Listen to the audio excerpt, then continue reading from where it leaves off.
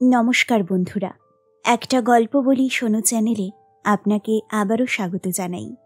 আজকের উপস্থাপনায় আপনি শুনবেন শ্রদ্ধেয় লেখক শরদিন্দু বন্দ্যোপাধ্যায় রচিত একটি ছোট গল্প প্রেতপুরী। গল্প পাঠে আমি মৌমিতা। শুরু করছি আজকের গল্প প্রেতপুরী।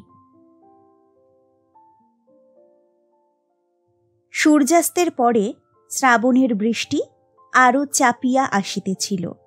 আমরা কয়জনে ক্লাবের একটা ঘরে জড়সড় হইয়া বসিয়াছিলাম। আলোটা টেবিলের উপরে নিস্তেজভাবে জ্বলিতেছিল। এমন সময় ছাতা মাথায় দিয়া প্রায় ভিজিতে ভিজিতে বড়দা আসিয়া উপস্থিত হইল। আমাদের মধ্যে একজন তাহাকে সম্ভাষণ করিল, আয়াহি বড়দা বাবু। বড়দা ছাতাটা মুড়িয়া এক কোণে দাঁড় করাইয়া দিয়া কোঁচা দিয়া মাথা মুছিতে মুছিতে একটা চেয়ার অধিকার করিয়া বসিল। একটি দীর্ঘ নিঃশ্বাস মোচন করিয়া বলিল, এ ভরা বাদর মাহ সাঙন, শূন্য মন্দির মোর, গিন্নি বুঝে সুঝে আজই বাপের বাড়ি গেলেন। অমূল্য এক কোণে গুড়ি সুড়ি পাকাইয়া বসিয়াছিল। বলিল, তাই আমাদের জ্বালাতে এসেছ? বড়দা ওদিকে কর্ণপাত করিল না। বলিল, বাড়িটা ভারী ফাঁকা ফাঁকা ঠেকতে লাগলো, তাই। মিনিট দুই নীরব থাকিয়া বুক পকেটের ভিতর হইতে সিগারেটের বাক্স বাহির করিয়া একটা সিগারেট ধরাইয়া বলিল, আজকের বৃষ্টি দেখে একটা পুরনো গল্প মনে পড়ছে, এই সারলে। অমূল্য উঠিয়া দাঁড়াইয়া বলিল, একটু যে নিশ্চিন্তি হয়ে ক্লাবে বসবো তার জো নেই।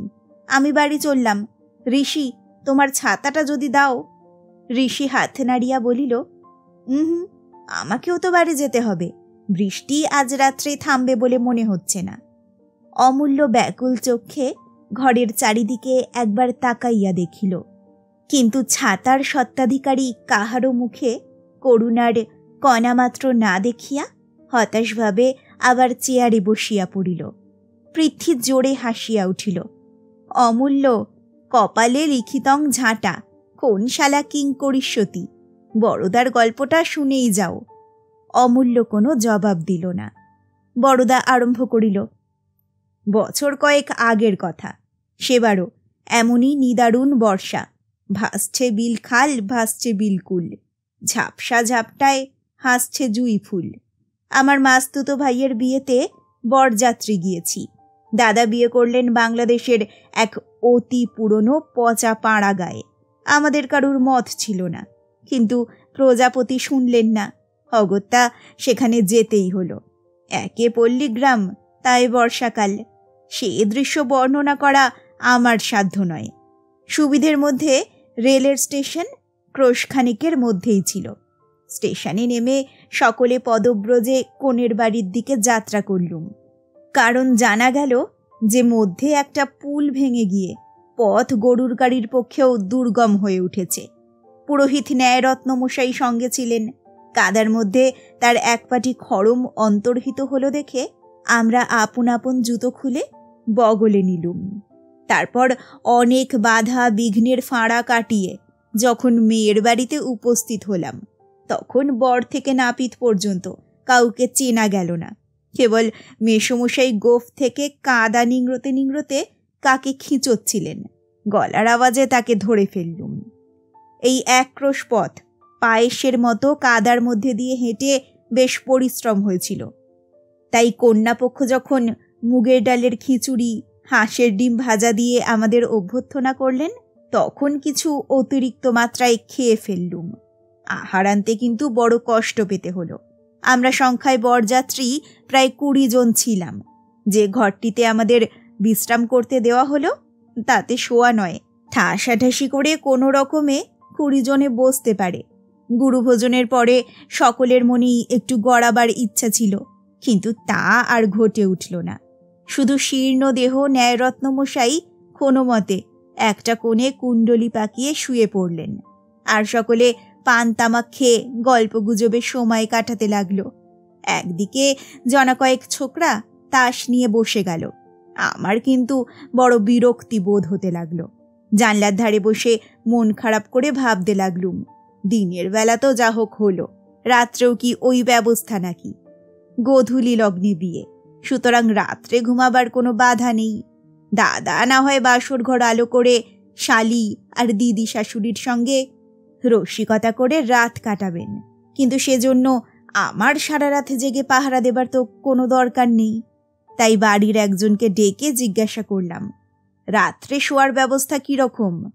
তিনি বললেন, পাড়াগাঁয়ে বাড়ি ভাড়া পাওয়া যায় না, অতি কষ্টে এই বাড়িটি সংগ্রহ করা হয়েছে। এর আরেকটি ঘরে জিনিসপত্র আছে, রাত্রে খালি করে দেওয়া হবে। শুনে বড় ভরসা হলো না। 20 জনের শোবার জন্য মাত্র 2টি ঘর। অন্যমনস্কভাবে বাইরের অবিশ্রাম বাড়িধারার দিকে চেয়ে চেয়ে কিছু দূরের একটা অন্ধকার দর্শন ছোট পাকা বাড়ি চোখে পড়ল। বাড়িতে কেউ আছে বলে বোধ হয় না, দরজা জানলাগুলোও সব বন্ধ। আগে বোধহয় বাড়িখানার হলদে রং ছিল, এখন সবুজ বর্ণ হয়ে দাঁড়িয়েছে। দেয়ালের স্থানে স্থানে চুনবালি খসে গিয়ে ঘায়ের মতো দেখাচ্ছে। আমি জিজ্ঞাসা করলুম, ও বাড়িটি কার? ভদ্রলোকটি হেসে বললেন, আপাতত ভূতের। একটু বিস্মিত হয়ে তাকে প্রশ্ন করতেই তিনি যা বললেন তার মর্ম এই, কিছুকাল পূর্বে ওই বাড়িটি এক ভদ্রলোকের ছিল, অবশ্য তার নিজের তৈরি নয়, পৈতৃক সম্পত্তি। তিনি গ্রাম থেকে ক্রোশ 2 দূরে জমিদারের কাছারিতে 15 টাকা বেতনে গোমস্তা ছিলেন। সংসারে কেবল স্ত্রী আর একটি মেয়ে ছিল। বাবুটি মদ খেতেন, অনেক সময় মাতাল হয়ে স্ত্রীকে প্রহারাদি করতেন, কিন্তু মেয়েটি তার বড় আদরের ছিল। জীবনে একবার ছাড়া আর কখনো তার গায়ে হাত তোলেননি। তার স্ত্রী সতীসাধ্যী ছিলেন, তাই বছর 3 আগে তিনি একদিন স্বর্গে চলে গেলেন। তার মৃত্যুতে স্বামীর প্রাণে দারুণ আঘাত লাগলো। এই আঘাত সত্যি কি ভণ্ডামি বলা যায় না, কিন্তু তার মাতলামি ভারী বেড়ে উঠল। একদিন তিনি জমিদারের নায়েবের সঙ্গে ঝগড়া করে তার গালে একটা চপেটাঘাত করে বাড়ি ফিরে এলেন। পরদিন সকালে তাকে আর খুঁজে পাওয়া গেল না। তার বদলে তার 6 বছরের মেয়ের মৃতদেহ পাওয়া গেল।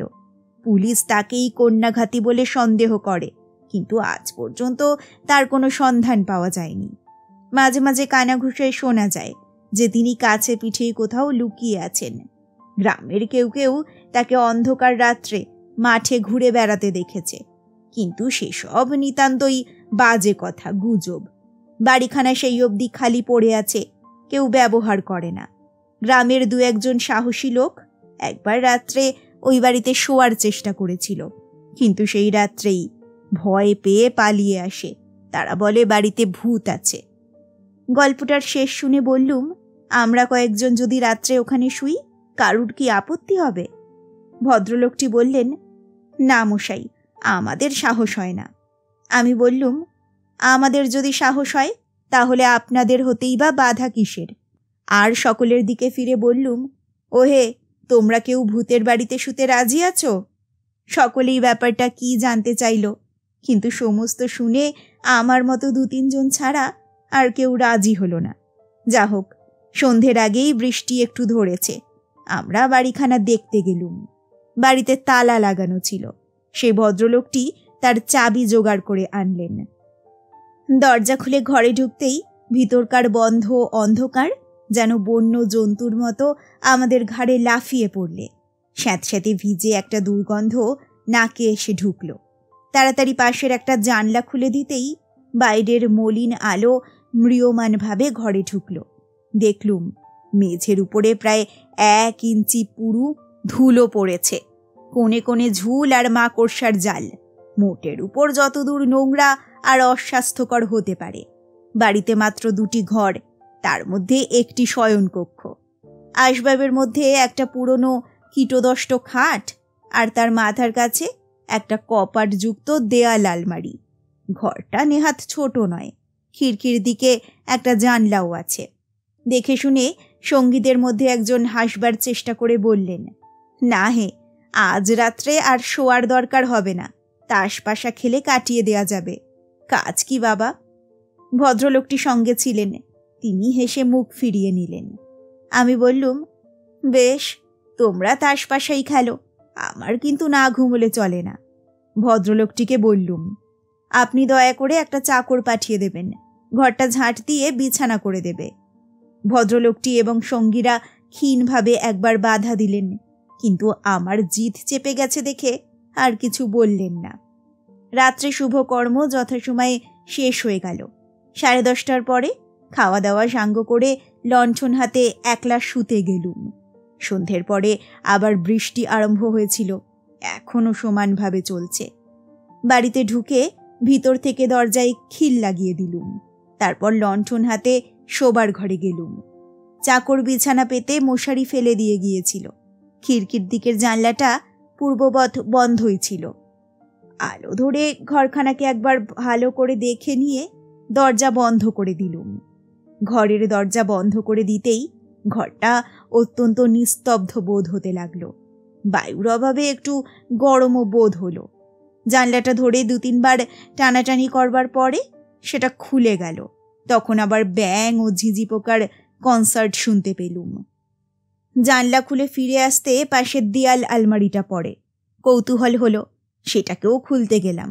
দেখি মরচে পড়ে সেটাও এঁটে গেছে। জোরে একটা টান মারতেই ঝনঝন শব্দে খুলে গেল। ভেতরে দরকারি জিনিস কিছুই নেই, কেবল গোটা 5-6 খালি মদের বোতল গৃহস্বামীর সুরা আসক্তির ঐতিহাসিক স্তম্ভের মতো ইতস্তত দাঁড়িয়ে আছে। শরীর বেশ ক্লান্ত হয়েছিল, তাই আলোটা কমিয়ে খাটের পায়ার কাছে রেখে শুয়ে পড়লুম। শুয়ে শুয়ে রবিবাবুর একটা গল্প বারবার মনে পড়তে লাগলো। 2-1 বার গায়ে কাঁটাও দিল। কিন্তু বেশি ক্লান্ত হয়েছিলুম বলেই হোক বা ভয় বস্তুটা আমার শরীরে কম আছে বলেই হোক, এই ভুতুরে বাড়িতে একলা শুয়েও অল্পক্ষণের মধ্যে ঘুমিয়ে পড়লুম। রাত্রি বোধ করি তখন 2টো কি 2:30 হবে। হঠাৎ কানের খুব কাছে একটা ঝনঝন শব্দ শুনে একেবারে ধর্মর করে বিছানার উপরে উঠে বসলুম। দেখি দেয়াল আলমারি থেকে শব্দটা আসছে। নিমেষের মধ্যে দারুণ ভয়ে আমার সমস্ত যুক্তি, তর্ক, বুদ্ধি, বিবেচনা একেবারে লুপ্ত হয়ে গেল। এই শব্দটার যে কোনো স্বাভাবিক কারণ থাকতে পারে সে কথা আমার মনের ধার ঘেঁষেও গেল না। সমস্ত চেতনা দিয়ে অনুভব করতে লাগলুম সেই শূন্য মদের বোতলগুলো সজীব হয়ে লাফিয়ে লাফিয়ে কপাটে ধাক্কা দিচ্ছে। সে শব্দ আর থামে না। নিশাচর প্রেতজনির এই নিশীথ উল্লাস ঝনঝন শব্দে সমভাবে সমব্যবধানে চলতেই লাগলো। আমি মশারির মধ্যে একটা বালিশ আঁকড়ে ধরে কাঠ হয়ে বসে রইলুম। আমার অবস্থাটা একবার ভেবে দেখো। বাইরে অজস্র বাড়িপাত, ভিতরে অশরীরীর নৃত্য। আমি আর বিছানার মধ্যে থাকতে পারলুম না। মশারি ছিঁড়ে বাইরে এসে পড়লুম। আলোটা বাড়িয়ে দিতেই ঘরের নিরাভরণ শূন্যতা যেন আমার চারিদিকে দাঁত বের করে হেসে উঠল। অন্ধকারের চেয়ে ছিল ভালো। মনে হতে লাগলো ওই বোতলগুলো এখনই নাচতে নাচতে আলমারি থেকে বেরিয়ে আসবে, এবং তারপর যে কি কাণ্ড শুরু হবে তা আমার বিধ্বস্ত মস্তিষ্ক দিয়ে কল্পনাও করতে পারলুম না। আমি ছুটে জানলার কাছে গিয়ে সজোরে গরাদ চেপে ধরলুম। ঠিক এই সময় আকাশের মাঝখানে বিদ্যুৎ চমকালো। বাইরের সমস্ত দৃশ্যটা এক মুহূর্তে চোখের উপরে মুদ্রিত হয়ে গেল। জানলা থেকে 25 দূরে একটা প্রকাণ্ড গাছ ছিল। নিম কিংবা তেঁতুল ঠিক ধরা গেল না। সেই গাছের গোড়ায় একটা ভীষণাকৃতি লোক কোদাল দিয়ে প্রাণপণে কোপাচ্ছে। সর্বাঙ্গ বেয়ে জল পড়ছে, পরনে কাপড় আছে কি উলঙ্গ ঠিক ধরা গেল না। কৌতূহলে ভয় অনেকটা চাপা পড়ে গেল। আমি আর একবার বিদ্যুতের আশায় বাইরের অন্ধকারের দিকে তাকিয়ে রইলুম। আবার বিদ্যুৎ। দেখলুম ক্লান্তি নেই, বিশ্রাম নেই, বৃষ্টির দিকে ভ্রুক্ষেপ নেই। লোকটা সমভাবে গাছের গোড়ায় কোদাল চালাচ্ছে, আর সেই কোদালের তালে তালে ঘরের মধ্যে আলমারির ভিতর থেকে শব্দ আসছে, ঝনঝন ঝনঝন। আমার ভয় অনেকটা কেটে গিয়েছিল। একবার ভাবলুম ডাকি, কিন্তু যদি চোর হয় কিংবা হয়তো পাগল। কোনো কিছু স্থির করবার আগেই না বুঝে সুঝে লণ্ঠনটা জানলার সম্মুখে তুলে ধরলুম। বাইরের লোকটাকে সে আলোতে দেখা গেল না, কিন্তু হঠাৎ আলমারির ঝনঝনানি বন্ধ হয়ে গেল।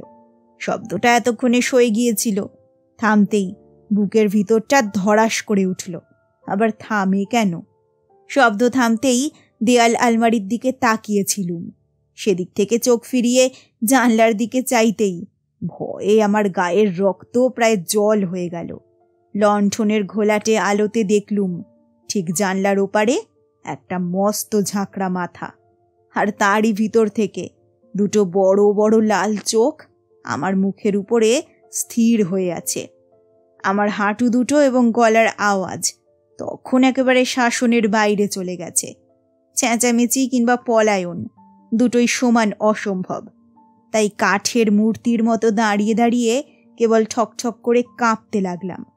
হঠাৎ বাঘের থাবার মতো একজোড়া হাত বাইরের অন্ধকার থেকে উঠে এসে জানলার গড়ার দুটো ধরে টান দিলে জানলার ঘুণ ধরা পচা কাঠ আকস্মাৎ ভেঙে গিয়ে গড়ার দুটো বার হয়ে গেল।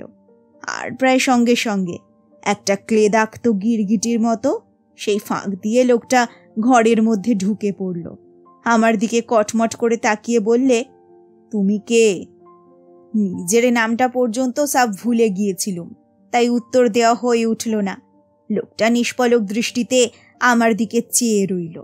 তারপর তার মাথার চুলগুলো সজারুর কাটার মতো খাড়া হয়ে উঠল। সে ভাঙা গলায় চিৎকার করে উঠল, তুমি পুলিশ? আমি প্রবল বেগে ঘাড় নেড়ে জানালুম যে না, আমি পুলিশ নই। আশ্চর্য! লোকটা তখনই অকপটে তাই বিশ্বাস করে মাটিতে বসে পড়ল। কোমরে একটা শতচিহ্ন ন্যাকড়া জড়ানো ছিল মাত্র। একবার ঘরের দিকে তাকিয়ে বললে, 3 মাস মদ খাইনি, বুক ফেটে যাচ্ছে, আমাকে একটু মদ দিতে পারো? বেশি নয়, 1 গ্লাস। এমন বুক ফাটা মিনতি আর কখনো শুনেছি বলে মনে হয় না। বোধ হলো মদের দুর্নিবার পিপাসা লোকটাকে পাগল করে দিয়েছে। একটা সন্দেহ গোড়া থেকেই আমার মনে উঁকি মারছিল। আমি বললুম, মদ তো নেই, কিন্তু আপনি কি? লোকটা 2 হাঁটুর মধ্যে মাথা রেখে অনেকক্ষণ চুপ করে রইল। শেষে মাথা তুলে বললে, এই বাড়ির মালিক আমি, নিজের মেয়েকে খুন করে পালিয়ে যাই। গোমস্তাগিরি করতুম, একদিন ঝগড়া করে চলে এলুম। তখন স্ত্রী বেঁচে নেই, শুধু মেয়ে। বাড়ি আসতেই মেয়েটা বললে, বাবা, খেলা করতে করতে পায়ের মল গাছতলায় কোথায় পুঁতে রেখেছিলুম, আর খুঁজে পাচ্ছি না। মাথায় রাগ চড়েই ছিল, মারলুম মেয়েটাকে রাগে এক চড়। মেয়েটা সেইখানে পড়েই মরে গেল। সেই থেকে পুলিশের ভয়ে পালিয়ে বেড়াচ্ছি। মেয়েটা মরেছে যাগ্গে, কিন্তু তার মল কগাছা কিছুতেই খুঁজে পাচ্ছি না। এই বলে লোকটা লাফিয়ে উঠে একেবারে আলমারির দিকে ছুটে গেল। খালি বোতলগুলো পেরে পেরে মাটিতে আছড়ে ভাঙতে লাগলো। তারপর উন্মত্ত একটা চিৎকার করে যে পথে এসেছিল সেই পথেই বেরিয়ে গেল। মিনিট 2 ঘর একেবারে নিস্তব্ধ। তারপর আলমারির কাঁচের কপাট দুটো সজোরে শব্দ করে উঠল, ঝনঝন করে। বড়দা নীরব রইল। অমূল্য শ্লেষ করিয়া বলিল, ব্যাস, এই গল্প? খালি ঝনঝন ঝন? বড়দা বলিল, আর একটু বাকি আছে। শেষ রাত্রে একটু তন্দ্রা এসেছিল, হঠাৎ চমক ভেঙে গেল। দেখলুম ঘর একেবারে অন্ধকার, আলোটা কখন নিভে গেছে। অনেকক্ষণ কান খাড়া করে শুয়ে রইলুম, কিন্তু খোলা জানলা দিয়ে ঝিঝির শব্দ ছাড়া আর কিছু কানে এলো না। শেষ রাত্রের ঠান্ডা হাওয়ায় কুণ্ডুলি পাকিয়ে আবার ঘুমিয়ে পড়লুম। সকালবেলা উঠে দেখি বালিশের তলা থেকে সোনার ঘড়ি আর মানি ব্যাগটা চুরি গেছে। শেষ হলো শরদিন্দু বন্দ্যোপাধ্যায়ের গল্প প্রেতপুরী। গল্পটা কেমন লাগলো আপনার? আমাকে অবশ্যই জানান কমেন্ট সেকশনে। খুব তাড়াতাড়ি ফিরে আসছি আরও একটা গল্প নিয়ে। সকলে ভালো থাকুন, সুস্থ থাকুন। নমস্কার।